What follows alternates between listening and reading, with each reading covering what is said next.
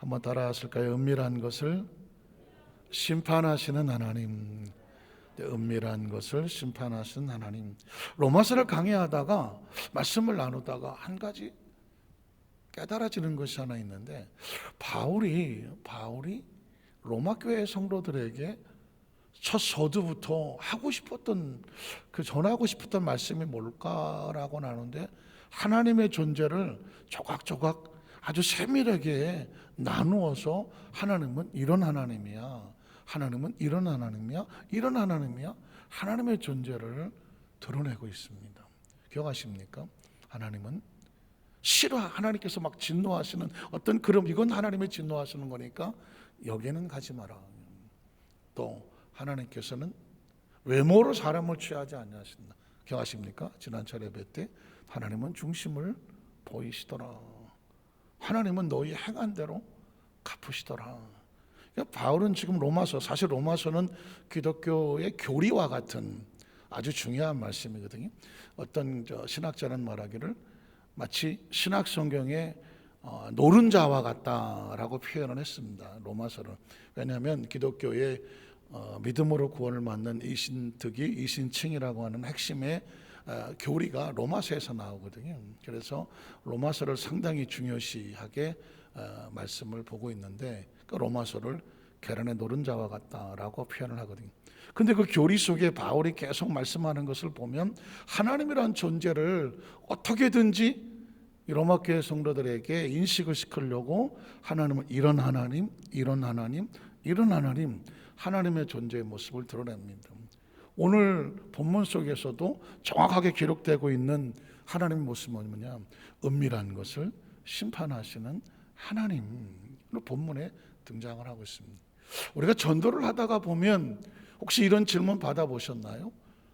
예수님이 2000년 전에 예수님이 탄생하셨는데 그럼 그 이전에 있었던 사람들은 예수 안 믿고 그럼 다 지옥 갔습니까? 그런 질문 받아봤나요?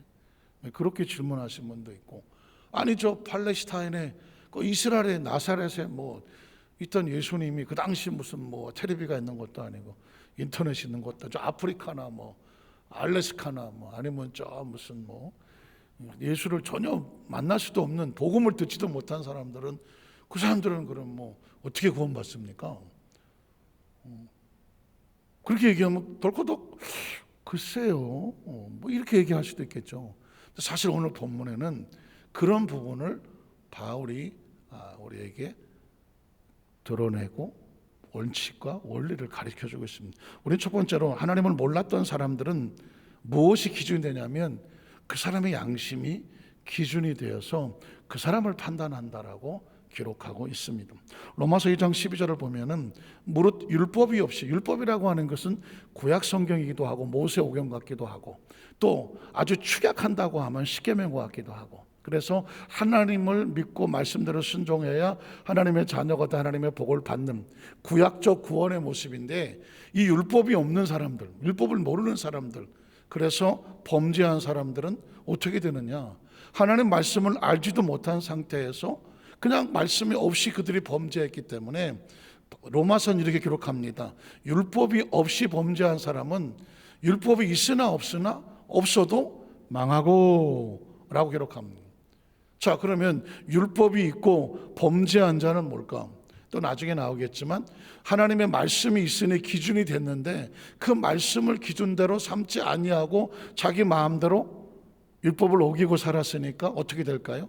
율법의 기준이 돼서 율법으로 말미암아 심판을 받으리라, 이렇게 말하고 있습니다. 여기서 이제 기준이 하나 나오는데 그 다음 절에 보면 14절에 보면 이런 말이 나오죠. 율법이 없는 이방인, 율법을 모르는, 아직 복음을 듣지 못했던, 계명을 몰랐던 이방인들은 본성으로 율법의 일을 행할 때는 이 사람은 율법이 없어도 자기가 자기 율법이, 말이 좀 교리적이라 어렵죠.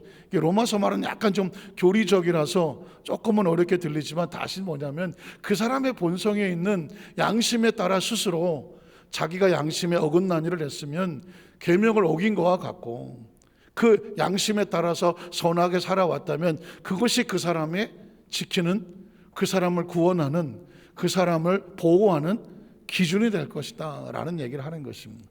자, 그래서 그 다음에 보면 다음 절에 뭐랄까, 이런 이들은 그 양심이 증거가 된다는. 사실 양심이라는 건 누가 줬나요? 하나님이 존재 중. 양심은 절대로, 이 양심이라고 하는 것은 사람의 이건 하면 안 되는데 이거 본능적으로 하는 거거든요. 사람으로서 지성과 감정과 의지를 가진 인격적인 존재를 가지고 양심이 마지막 기준과 같은 거예요. 스스로 이걸 해도 되는지 안 해도 되는지를 알거든요. 근데 하나님이 우리 마음속에 기준을 주신 거예요.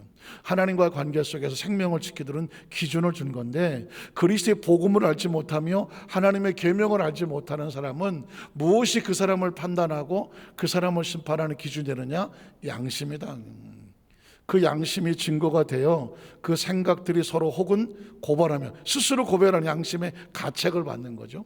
어떤 사람은 어쩜 그럴 수밖에 없었어, 자기 합리화를 하며 변명하든지, 어쨌든 그 마음에 새긴 그 양심이 따라서 그 행위가 옳은지 옳지 않은지를 판단하게 된다라는 것을 하는 것입니다.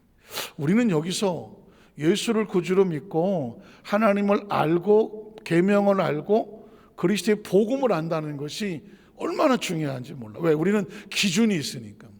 한번 따라하실까? 예수를 믿는 것은 이 땅의 삶 속에서 하나님의 자녀로 어떻게 살아야 되는지 뭐가 생기는 거다? 뭐가 생기는 거다? 기준이 생기는 거예요. 한번 따라, 기준이 생기는 거다. 그러니까 이 예수를 믿지 않으면, 하나님을 알지 못하면 어떻게 살 거예요? 어떻게 살아요? 난 착하게 살 수 있어. 어떤 게 착한 거예요? 난 깨끗하게 살 수 있어. 어떤 게 깨끗한 거예요? 기준이 없잖아요. 각자 자기 마음대로 자기 좋은 대로 행하면 엉망진창이 되어버린 거 아니겠습니까? 뭐 어디라고 말하고 싶지 않지만 어느 나라를 가면 여러 군데 있는데 운전하다 보면 기가 막히죠. 차선이 없어요. 이쪽에서 몰고 가면 저쪽이 다 피해. 이쪽 차선이 다야. 그럼 저쪽에서 뭐 한두 대 오다 이쪽에 막 20, 30대가 가면 많은 게 그냥 차선이야. 그 저쪽 구덩이 갔다가 저쪽 다 가고 나면 저쪽에서 또 밀고 가면 그게 차선이야. 중앙선이 없어요. 그냥 밀고 가는 놈이 왕이야. 이러니까 뭐가 되겠어요? 사거리 같은 경우에는 그냥 자기들끼리 엉켜갖고 뭐가 되겠어요? 사고가 나든 뭐가 되든 엉망진창이죠. 재밌는 사실은 해외 토픽에서 보니까 그렇게 엉망진창에서도 또 교묘하게 빠져나오는 것이 너무 신기해서 막 해외 토픽에 나오기도 하는데, 어쨌든 간에 기준이 없다고 산다는 것은 특히 하나님의 자녀로서는 안 되는 거죠. 그래서 하나님께서 이스라엘 백성들에게 기준을 주잖아요. 이 기준은 어디서부터 있나요? 에덴 동산에서부터 있는 거예요. 하나님께서 뭐라고 말씀하시나요? 동산에 있는 각종 나무 열매 먹어도 돼. 기준이에요. 하나님의 허용이라고 하는 것이죠. 해도 되는 거예요. 이건 양심의 가책이 안 되는 거예요. 하나님은 하라고 하신 거니까. 하지만 뭘 먹지 마라? 선악을 알게 나무면 먹지 말라고는. 이 기준이에요. 기준. 하나님의 말씀의 기준인 거죠. 그러면 먹는 날은 어떻게 되리라? 죽으리라. 반드시. 기준인 거예요. 사람은 마음속에 프로그램이 되어 있거든요. 그래서 굳이 에덴 동산이 아니라도 내 마음속에 해도 되는 것은 마음이 편안해요. 해야 할 것은 편안합니다. 그러나 하지 말라는 것을 하게 되면 양심이 벌써 흔들리죠. 그리고 성령이 안에 계시는 분은 이걸 견디지를 못하는 거예요. 그래서 우리는 하나님의 양심과 성령에 따라, 말씀에 따라 기준해서 해야 될 거 하지 말 것을 어디다가 하느냐? 내 감정, 보기 좋고 먹기 좋고 탐스러운 이게 기준이 아니라 뭐가 기준입니까? 하나님의 말씀이 기준인 것이죠. 그래서 말씀을 상고하는 거예요. 그럼 에덴 동산을 벗어났어. 그럼 광야를 지나갈 때는 어떻게 했나요? 이스라엘 백성이 노예를 할 때는, 애굽의 노예 살 때는 기준이 뭐예요? 그 집 주인이 기준이야. 주인이 시키는 대로 하는 게 기준이에요. 그래서 거기 노예를 내버려 둘 수가 없는 거죠. 그걸 끄집어내서 어디야? 가나안 땅으로 가야 되죠. 하나님의 질서가 있는 것이죠. 가나안 땅이란 먹기 좋고 젖과 꿀이 흘러서 살기 좋은 것이 아니라 하나님의 뭐가 있는 곳, 하나님의 말씀을 뭐라고 말해요? 기준이 있는 것이에요. 여러분, 천국은 기준이 있는 곳이에요. 천국은 뭐 기와여천 만발하고 뭐 진주머니 어쩌고 뭐 이게 아니라 하나님의 뭐가 있는 곳이에요? 기준이 있는 곳이에요. 하나님의 통치가 있는 곳이고요. 하나님의 원리와 원칙이 있는 거예요. 그래야 하나님의 사람들이 원칙 속에 사는 거예요. 가장 가슴 아픈 것이 뭐냐? 지옥은 뭐가 없을 것 같아요? 하나님의 기준이 없는 거예요. 각자 지 좋은 대로 사는 거예요. 그게 지옥인 거예요. 그래서 하나님의 나라는 여기 있다 저기 있다 하지 않아요. 어디 있을까요? 우리 마음에 있는 거예요. 마음에 뭐가 있을 때 하나님의 기준이 있으면, 그래서 성령님을 모시면 너희 마음이 천국인 거예요. 지금 이 순간에도 하나님의 사람들이 하나님과 예배하고 교통해야 되는 것을 아는, 그래야 되는 사람이 대면과 비대면이든 하나님 앞에 이 자리에 서 있다 마음이 편안하잖아요. 그런데 만에 하나 대면도 안 되고 비대면도 안 돼 갖고 이 시간 기도하는 시간을 예배하는 시간 알면서도 만약에 다른 어떤 걸 하게 되면 그 마음이 어떻게 될까요? 편안하지 않아요. 그걸 뭐 누가 어쩌고 저쩌고 할 필요도 없어요. 기도하는 사람은, 예배 드리는 사람은 그걸 하나님과 올바로 지키지 않냐면 어디가 힘들어? 이 안에 성령이 힘들어. 성령님이 힘들고, 성령님이 힘드시면 우리 마음이 편해요? 마음 편하지 않아요. 기도하는 사람은요, 영적으로 막혀 있으면 얘가 편하지가 않아요. 하나님께서는 뭐 애굽에서 300만이 되고 70명 내려가서 400년 만에 300만이 되고 뭐 큰 숫자가 늘어나고 뭐 히브리 민족의 애굽을 덮을 것 같지만 그게 축복이 아닌 거예요. 뭐가 축복이냐? 하나님의 기준대로 살아야 축복인 것이죠. 그래서 모세를 다시 끄집어내서 광야를 통과할 때 가나안에 들어가기 전에 광야를 먼저 통과해요. 왜 광야를 통과할까요? 광야에서 뭘 배워야 돼요? 기준을 배워야지. 가나안에 덜커덕 들어가는 게 목적이 아닙니다. 광야에서 기준을 배우는 거예요. 네가 여기서 하나님 원하시는 기준을 배워서 가나안이 됐든 어디를 갔든 간에 기준대로 살면 그것이 젖과 꿀이 흐를 것이다. 기준을 놓치면 젖과 꿀이 말라서 너희는 그 사막에 있는 나무와 같아서 좋은 일이 오는 것을 보지 못하고 건조하고 간건한 땅에서 어떻게 되겠어요? 스스로 말라지겠다는 것이죠. 그래서 애굽에서 나와서 출애굽기 14장 홍해서 건너고 15장 찬양하고 16, 17 아말렉을 전쟁하고 18장에 구역을 세우고 19장 20장 가니까 바로 뭐가 나와요? 계명을 10계명이 나오는 거죠. 하나님은 뭐부터 해야 돼? 기준부터 세워야지. 모세에게 돌판을 가져와서 이 백성으로 하여금 기준을 알게 해라. 10계명은 총 몇 개예요? 너무 질문이 어렵나? 10개잖아요. 10개를 둘을 나누면 뭐예요? 해라와 하지 말아죠. 하나님의 계명은, 말씀은 원칙이 딱 두 가지예요. 해라와 하지 마라. 선악과는 먹어라 먹지 말라 두 가지예요. 에덴 동산에서. 광야에서 마찬가지예요. 해야 될 것과 하지 말 것이죠. 우상 숭배하지 말고, 다른 신에 전하지 말고, 그죠? 살인하지 말고, 간음하지 말고, 도적질하지 말고, 이웃의 것을 해하려고 하지 말고. 이거 다 뭐예요? 하나님과 관계를 지켜내가며 우리 생명과 공동체를 지키라는 거죠. 하나님의 관심은 딴 거 없어요. 하나님과의 관계, 그 다음에 생명 지키는 거예요. 계명의 목적은 그거예요. 하나님과의 관계를 지키고 그 다음에 네 생명과 공동체의 생명을 지켜라. 십계명의 내용은 그거라고요. 하라는 건 뭐예요? 안식일을 거룩하게 지키라는 거하고 네 부모를 공경하라고 그러죠. 안식일을 지키는 것은 하나님을 영광되게 하는 것이고 부모를 공경하는 것은 너와 네 공동체의 당연한 질서를 지키라는 것 아니겠습니까? 그러니까 하나님께서 우리에게 원하시는 건 기준이에요. 십계명은 기준이에요. 그거를 율법이라고 말하고 그 613가지다 아니면 뭐 3만 가지다 쪼개놓으면 그거고요. 소위 유대인의 교육이라는 게 뭘까요? 쉐마라고 말하는 유대인의 교육은 뭐예요? 끊임없이 기준을 어려서부터 아이들에게 못이 박히도록 계속 여기다가 새겨 놓아라. 기준을. 하나님의 백성은, 이스라엘 백성들은, 유대인들은, 히브리 민족은 이렇게 살아야 된다. 이스라엘아 들어라. 오직 너희 하나님은 한 분이시니 하면서 쉐마라고 말하는 거예요. 끊임없이 마음을 다하고 성품을 다하고 뜻을 다하고 하나님을 사랑하고 계속 하나님 사랑하라 계명어 내 이웃을 사랑하라. 이 두 가지 가지고 계속 가슴에 새기는 거예요. 어디다 갖다 놓아도 이스라엘 민족들은 그 교육으로 무장이 돼서 그게 중심이 된 마음.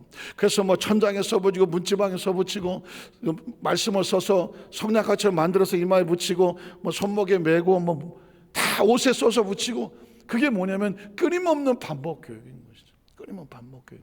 그래서 구약 시대는 바로 이 계명 율법이라고 말하는 것이고, 선지자들은 뭐 하겠습니까?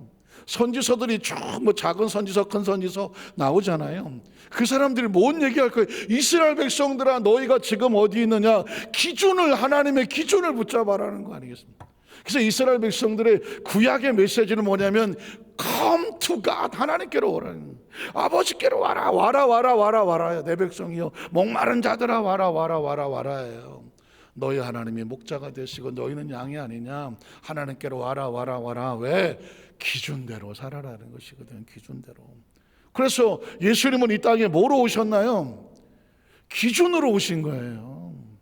하나님이 세상을 이처럼 사랑하사 독생자를 우리에게 기준으로 주셨어. 그 기준을 믿는 자마다 뭐 하지 않고, 멸망하지 않고, 그 기준을 붙잡는 데마다 영생을 얻게 하려 하심이라.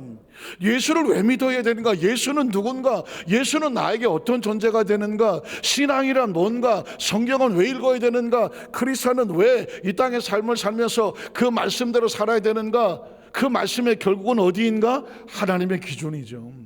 예수님, I'm the way. 내가 길이야. 길이 뭐예요? 어디까지 가는 기준이잖아. 내가 길이야, 진리야. 진리가 뭐예요? 절대 진리 하나밖에 없는 기준. 그리고 생명이야, I'm the life. 생명은 뭐예요?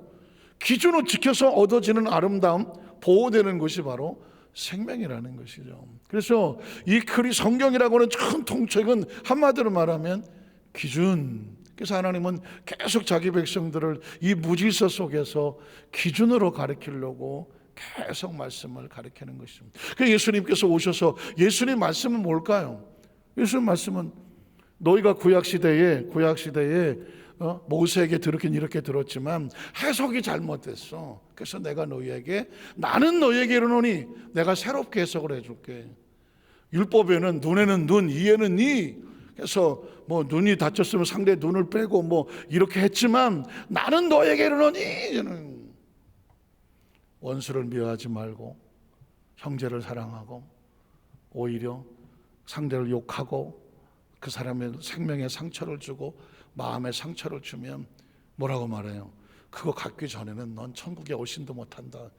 오히려 예수님께서는 우리에게 새로운 기준을 얘기했잖아요. 그 기준이 뭐냐? 사랑과 용서인 거예요. 사랑과. 구약의 모든 율법의 그 십계명은 왜 그런 거 하라고 하겠어요? 뭐 하지 마라, 뭐 해라고 왜 그렇게 하겠어요? 하나님 사랑하고 내 이웃을 내 몸처럼 사랑해라. 이걸 다른 말로 뭐라고 말한다? 가장 큰 계명이고, 요한복음 13장에는 너희가 서로 사랑하라. 이건 무슨 계명이라고 말한다? 새 계명이라고 말하는 겁니다. 내가 너에게 새 계명을 주노니 하잖아요. 그래서 여러분, 이 성경을요 압축해서 그냥 단어 하나로 딱 끝나면 뭐예요? 서로 사랑한 거예요. 서로 사랑하는. 사실 우리는 예수 믿으라, 믿음에 대한 강조를 어마어마하게 들었어요. 어마어마한 강조를 들었어요. 그런데 그 예수를 믿는 그 믿음의 포장에, 그 핵심에 들어가 보면 믿음의 중심에는 뭐가 있다? 사랑이 있는 거예요. 사랑이. 그래서 사랑이 없는 믿음은 위험한 거예요. 사랑이 없는 봉사는 위험한 거예요. 사랑이 없는 예배는 위험한 거예요. 사랑이 없는 기도 위험한 거예요. 사랑이 없는 무슨 예물 위험한 거예요. 왜? 본질이 없어. 본질. 뭘 하든지 사랑이 근본이 된 예배. 왜냐하면 예배 형식은 있는데 그 안에 미움과 원한과, 아까 찬양할 때 내 앞길 가로막는 친구 용서했나요? 예배는 드리는데, 기도는 하는데, 봉사는 하는데 내 앞길 막는 그 친구 때문에 속이 상하고 막 부글부글 끓고, 어휴 여기서 이 사랑이 안 되면 그 예배가 어떻게 되겠어? 예배가 아닌 거죠. 나는 그런 예배 싫어. 그게 하나님 말씀입니다. 그냥 뭐 기름진 제사 뭐 제발 갖다 놓지 마. 나 그런 기름기 안 먹어. 나 그런 거 안 먹어. 내가 원하는 건 뭐예요? 인애와 사랑과 용서와 하나님을 아는 거예요. 하나님이 뭘 원하시는지를 아는 거예요. 뭘 원할까요? 끝없는 용서와 사랑, 헤세드라고 말하는 인애하는 거는 인애하시는. 믿으시면 아멘 하시기 바랍니다. 전 이거를 여러분들에게 끊임없이 얘기해야 돼요. 왜냐하면 천국은 그렇게 가는 거예요. 나 예수 믿었는데요, 나 주일 성수도 열심히 하고요, 11조도 열심히 하고 봉사 평생 했고요, 나처럼 열심히 한 사람 나와보라 그래요. 그러면 이렇게 물어야 돼요. 그 속에 사랑을 내어보세요. 천국은 무엇으로 간다? 사랑으로 가는 거예요. 이상한데 목사님, 예수 믿음으로 가는 거 아닌가요? 믿음으로 가죠. 근데 왜 믿음의 본질은 사랑이에요. 믿음의 본질은 사랑이에요. 하나님 우리에게 사랑으로 왔잖아요. 하나님의 세상을 이처럼 사랑하사. 예수님이 우리를 사랑하실 때 끝까지 사랑하시고, 자기 백성을 사랑하실 때 끝까지 사랑하시고, 예수님께서 베드로에게 회복을 줄 때도 너나 아직 사랑하지. 사랑을 확인하는 것입니다. 십자가는 사랑이고, 죽음도 사랑이고, 부활도 사랑이고, 승천도 사랑이에요. 내가 다시 올게. 한번 따라 하시까? 내가 다시 올게. 그게 뭐예요? 의무예요? 책임이에요? 아닙니다. 사랑입니다. 너는 마음에 근심하지 마라. 하나님을 믿으니 또 나를 믿어라. 하나님이 우리를 사랑한 것처럼 내가 너를 얼마나 사랑하는지 아냐. 내가 아버지께로 가면 너희를 위해서 초소를 마련하러 가는 거야. 초소를 마련하면 내가 다시 올게. 왜? 너희를 나 있는 곳으로 되리로. 그리고 같이 영원히 살자. 이게 뭐예요? 사랑인 거예요. 사랑. 자, 그래서 두 번째로 보면 하나님의 사람은 율법이 기준이 되어 평가를 받는다. 자, 그러면 율법이나 계명을 몰랐던 사람들은 그렇다고 치지만 저와 여러분은 율법도 알고 계명도 알고 예수도 알고 복음도 알잖아요. 그럼 이 율법의 기준이 어떻게 우리에게 평가가 될까? 로마서 2장 12절에 보면 무릇 율법 없이 범죄한 자는 또한 율법 없이 망하지만 율법이 있고 범죄한 자는 율법으로 말미암아 심판을 받을. 내가 죄를 지었는지 안 지었는지 어떻게 알아요? 율법이 없으면 모르는 거예요. 내가 지금 미워하는 것이, 살인하는 것이, 도둑질하는 것이, 내가 안식일을 내 마음대로 하는 것이, 아니 우상 앞에 가서 덜커덕 절하고 떡 하나 집어먹는 것이 이게 죄인지 아닌지 어떻게 알아요? 모르잖아요. 근데 그것이 죄인지 아닌지를 알려주는 게 계명이거든. 내 앞에 다른 신 두지 마. 두면 뭐예요? 죄죠. 우상 앞에 절하지 마. 절하면 뭐예요? 죄죠. 하나님 이름을 망령되이 네 마음대로 하나님 이름 가지고 장난하고 농담하지 마 하면 뭐예요? 죄죠. 하나님의 날을 왜 무슨 날이라고 부르죠? 하나님이 안식하셨으니 너희도 안식해라. 하나님이 안식해서 안식하는 거예요. 그래서 하나님의 주일을 하나님의 날이라고 말하는 거고요. 주일을 주께서 부활하신 날을 주일이라고 말하는 거예요. 근데 하나님의 날은 내 날이 아닌 거예요. 근데 그 날을 너희가 네 날로 쓰면 죄죠. 죄를 얘기하는 거예요. 네 부모를 공경하라고 말했어요. 이게 사실 본능이지만 남의 부모처럼 남의 자식처럼 그 부모에게 할 수는 없다고 할지라도 누가 알까요? 자기 양심에 비춰서 부모에게 최선을 다하면 그게 효도 아니에요. 부모를 공경하는 거 아니겠어요? 부모를 공경하는 건 계명에 있어요. 누가 그런 조커를 하더라고요. 왜 십계명에는 네 자식을 사랑하란 말이 없을까? 자식 사랑은 말 안 해도 지가 알아서 한다는 말. 근데 부모 사랑이 잘 안 된다는 거예요. 왜? 내리사랑이라. 그래서 사실은 크리스찬 입장에서 부모 사랑하라 사실은 쉽지 않은 얘기일 수도 있으나 계명이고 그것이 땅에서 잘 되고 내가 장수하리라 그러는 약속 있는 첫 계명이든. 그러니까 네가 부모를 잘 공경하면 네가 땅에서 장수하고 잘 되리라고 약속을 주셨습니다. 살인하지 마라, 간음하지 마라, 도둑질하지 마라.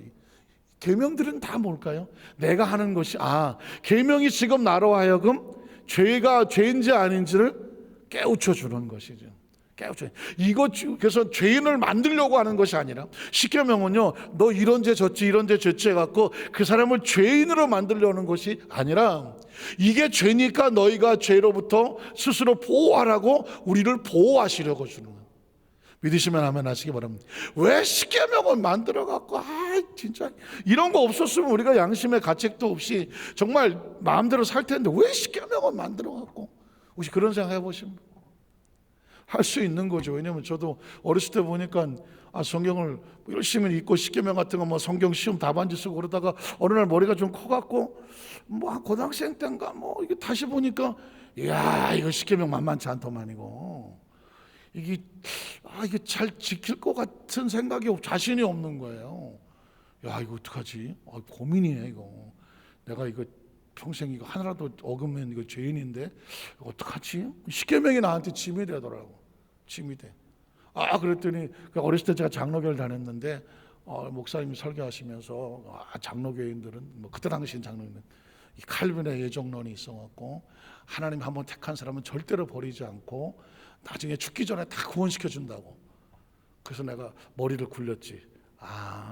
내가 지금부터 이 젊은 나이에 예수 믿는다고 계명 붙잡고 고민할 게 아니라 일단은 내 마음대로 살자. 여기서 아멘 한 소리 하면 큰일 납니다. 일단은 내 마음대로 살다가 어차피 내가 나중에 죽기 전에 하나님이 택한 자는 다 건져준다고 하시는 거, 그때 건져주시면 정말 죄송하지만 당자처럼 돌아오면 되지 않을까? 아주 짧은 그런 생각을 했던 기억이 있어요. 왜냐하면 그 십계명을 내가 지키려고 하니까 이게 짐이 되더라고요. 근데 이게 성령세를 받고 은혜를 받고 나고 하나님에 대한 사랑이라는 것을 개념을 알게 되면 계명은 자동으로 지켜지게 되더만. 자동으로 지켜지게 돼요. 물론 이제 고민도 있고 갈등도 막 생기겠지만, 그때 은혜를 통해서 이 십계명은요, 하나님을 위해서라고도 할 수가 있지만 내 자신의 생명을 지키려고 하는 거죠. 하나님이 주신 축복의 통로거든요. 그래서 오늘 저와 여러분 혹시라도 오해하지 마시라고, 왜 십계명을 주셔서 나로 하여금 이런 짐이 되게 하고 가책이 되게 하고 이걸 내가 범함으로 나를 죄인으로 만드나가 아니라, 이 계명은 나로 깨끗하게 지키려고 하는 하나님이 주시는 기준이다. 그 13절에 보면 또 이렇게 말하죠. 하나님 앞에서 율법을 듣는 자가, 여기서 이제 오늘 말씀이 아주 중요한 포인트가 하나 나오는데요. 자, 그러면 율법을 듣는 자가 의인이 아니요 오직 율법을 행하는 자라야 의롭다 하심을 얻는다. 한번 따라 하실까요? 율법은 듣는 것이 의인이 아니라 율법을 지키고 행하는 자라야 하나님의 의인이다. 이 이야기를 할 때 아마 바리새인과 서기관들은요 가슴이 철렁했을 거예요. 가슴이 철렁해요. 이 바울도 사실은 바리새인 출신이거든요. 바리새인 출신들은요 구약 율법을 통째로 달달 외우는 아주 성경 박사들인 거예요. 그러니까 율법을 다 알아. 그리고 바리새인들은 아는 정도가 아니라 가르치는 사람이에요. 선생이야, 선생.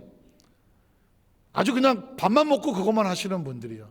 문제는 뭐냐면 율법을 알지만 율법의 본질은 뭐다? 사랑과 용서, 긍휼과 은혜거든요. 근데 이 바리새인과 서기관들은 아는 게 많다가 보니까 뭘 하냐면 그 백성들을 모아놓고, 야, 너 지난 그 안식일날 나무하러 같이 너 이리 와. 그 율법을 가지고 사람들을 다 정죄하는 거예요. 너 저랬지 어디 가서 다 그 율법을 가지고 그 사람들을 다 일일이 판단해 갖고 다 죄인을 만들어 버리는 거예요. 그러니까 그 모든 사람들이 바리새인과 서인들 앞에서 다 죄인이에요. 다 죄인인 거예요. 사실은 율법이란 뭐냐 들어보셨나요? 율법은, 계명은 거울과 같은 거예요. 거울. 한번 따라 하실까요? 율법은 거울이다. 거울은 누구 보라고 있는 거예요? 내 얼굴 보라고 있는 거예요. 거울 보면서 머리는 뭐 이렇게 해갖고 이제 잘 말물하라고 단장하라고 거울이 있는 거예요.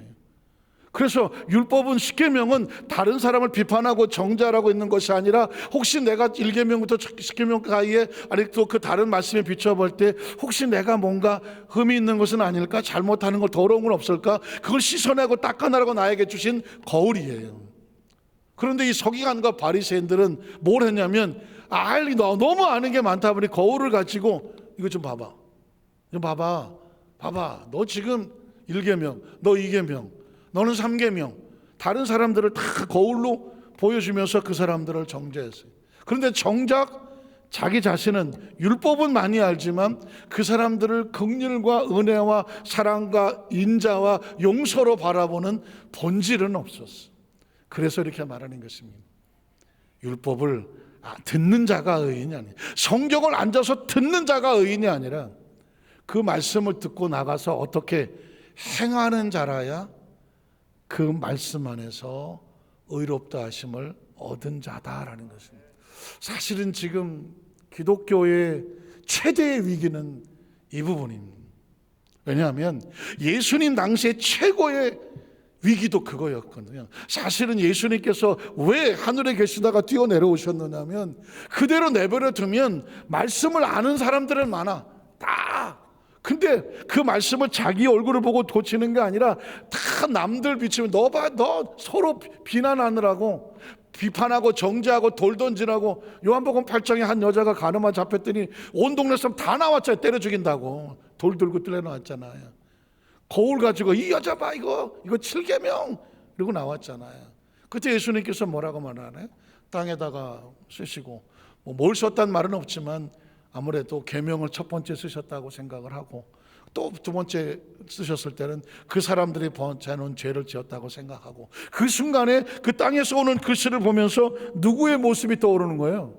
내 모습이 떠오르는 거예요. 저 여자 돌로 칠 게 아니라 누굴 먼저 찍어야 되는 거예요? 날 먼저 찍어야 되는 거예요.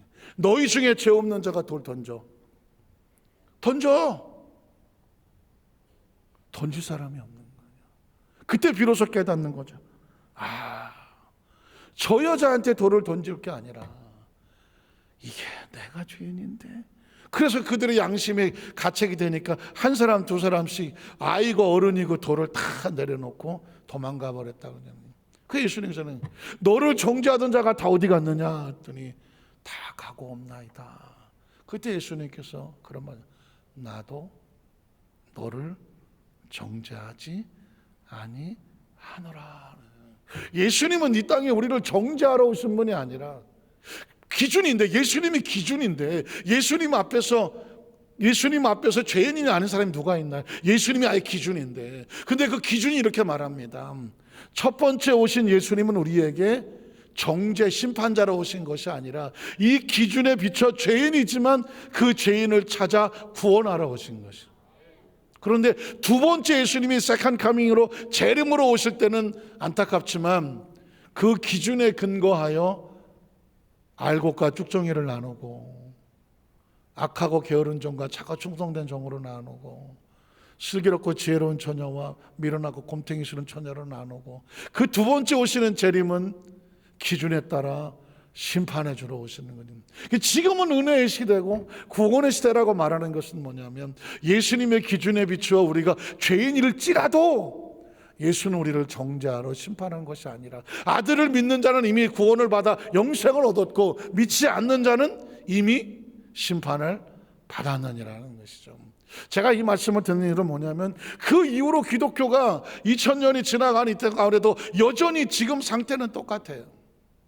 똑같습니다. 예수님이 똑같이 지금 오시면 그렇게 말할 거예요. 우리 중에 누가 현장에 가늠하다 잡힌 여인같이, 예를 들면 혹시 우리 가운데 던져졌을 때 우린 거기 가서 그 여인을 가서 우리도 다 같이 돌들로 가서 찍으러 가겠습니까? 아니면 그 사람도 죄인이고 나도 죄인, 그 사람을 변호하고 어떻게 합리화시켜 주자는 것이 아니라 그 죄에 대한 그 죄인을 대하는 우리 스스로도 자신을 돌아보면서 정죄하고 비판할 것이 아니라 혹시라도 어떻게 그 사람을 다시 회복하여 살릴 수 있는 방법의 길은 없는가라고 하는 은혜와 은총의 손길과 그런 모습으로 나아가야 너도 살고 나도 사는 거야. 그 사람을 쳐서 죽이면 나는 살겠어? 그 사람이 돌에 맞아 죽을 만한 사람이면 나는 10번도 더 맞아 죽을 사람이네. 그래서 인류 평화, 세계 평화는 다른 어떤 걸 되는 게 아니에요. 너도 살고 나도 살아야 돼. 사랑 외에는 길이 없어요. 용서 외에는 길이 없는 거예요. 그래서 오직 예수 그리스도가 구원이고 희망이라고 말하고, 그 예수가 복음이는, 지금 이스라엘하고 저 아랍하고는 미사일 쏘고 난리 나서 지금 또 대판 한판 벌이려고 하잖아요. 벌써 미사일 쏘고 어쩌고 저쩌고 해갖고 뭐 몇십 명이 죽었고, 어제 뉴스인가 보니까 아랍계, 같은 이스라엘 백성인데 아랍계가 있고 유태계가 있어. 아랍계는 다 유태인인데 이스라엘 백성인데, 유태계 사람이 오면 아랍계에 쫓아가서 막 뭐 돌 던져서 막 때려 죽이려고 하고, 또 아랍계가 왔든 유태계 같은 그 지역에 가면 내가 보기엔 다 똑같이 생겼는데 지들끼리 어떻게 아는지 아주 그냥 막 때려 죽이려고 달라들고 있어요. 오죽하면 이스라엘 총리가 나서서 아랍계든 유태계든 다 이스라엘 백성이야, 그렇게 하는 건 범죄야, 그런 사람은 법으로 처리하겠습니다라고 호소를 하더라고요. 왜 이런 일이 벌어집니까? 사랑과 용서가 아니면 어느 단체든 가정이든 나라든 국가든 세계든 세대든 2000년 되든 3000년 되든 앞으로 뭐 서기 만년자가 되더라도 그리스도의 사랑의 복음이 아니면 지옥 같은 삶, 이 전쟁 같은 삶은 절대로 끝나지 않아요. 그래서 예수를 믿는 사람은 여기서부터 사랑과 용서가, 하나님의 받은 은혜가 흘러나와서 내가 받은 은혜가 너무 귀하고 감사해서 내 주위에 한 사람씩을 사랑으로 은혜로 물들여 가야 돼. 그래야 여러분, 그래야 그 속에서 예수의 향기가 나는 것입니다. 그래서 마지막으로 결론에 가서 보면 로마서 2장 16절에 보면 곧 나의 복음에 이른 바와 같이 하나님이 예수 그리스도로 말미암아 사람들의 은밀한 것을 심판하시는 그날이 있는데, 그 은밀한 게 뭔지 아십니까? 겉으로는 몰라. 현장에 가늠하던 여인이 오기 전까지는요, 이게 다 그 동네 사람들이 다 의로운 사람이야. 다 의로운 사람이에요. 계명 잘 지키고요. 그런데 현장에 가늠하다 여인 한 여자가 왔으니까 갑자기 온 동네 사람이 다 몰려들었어. 뭐 하나 들고 짱돌 들고 몰려들었어. 때려 죽인다고 몰려들었어. 이 여인이, 그런 여인이 없었을 때 이 사람들은 다 포장되고 있었기 때문에 다 하나님 자녀인 줄 알았어요. 그러나 그런 일이 벌어지니까 본성이 드러나더라고. 이 본성은 속에 있는 거라서 겉으로 잘 몰라. 사람은 누가 누군지를 몰라. 그런데 이렇게 말하는 거죠. 하나님은 우리 속에 은밀한 것을 아신다. 네가 짱돌 들고 나갈 사람인지, 만약 그런 일이 벌어졌을 때 쫓아가서 그를 감싸면서 그의 잘못이 나의 잘못이고 우리도 잘못이니 우리가 어떻게 더불어 같이 살아갈 수 있는 방법을 찾아야 되지 않겠소? 라고 하면서 긍휼과 은혜로 정죄하는 자가 아니라 같이 더불어 살 수 있는 방법을 찾으려고 몸부림을 치는 그런 어떤 사랑의 모습이 신앙 속에서 나오는지, 그 우리 속에 있는 그 은밀한 것을 누가 보신다? 하나님이 보신다고 말씀하는 것입니다. 기억하십시오.